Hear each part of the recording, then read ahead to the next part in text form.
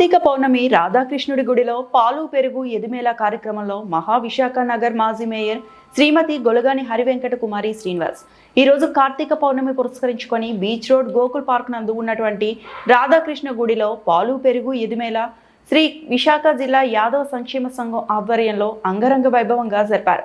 ఈ సందర్భంగా మహావిశాఖ నగర్ మాజీ మేయర్ శ్రీమతి గొలగాని హరివెంకట కుమారి శ్రీనివాస్ ప్రత్యేక పూజలో పాల్గొని ప్రసాదం వితరణ చేశారు. అనంతరం మాజీ మేయర్ మాట్లాడుతూ ప్రతి సంవత్సరం కార్తీక పౌర్ణమి నాడు జగద్గురు అయినటువంటి శ్రీ కృష్ణుడిని పాలు పెరుగుతో పూజించడం అనాదిగా వస్తున్నటువంటి ఆచారం.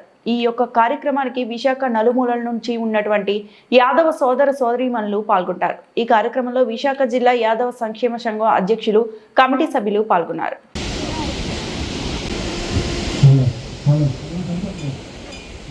ఓకే.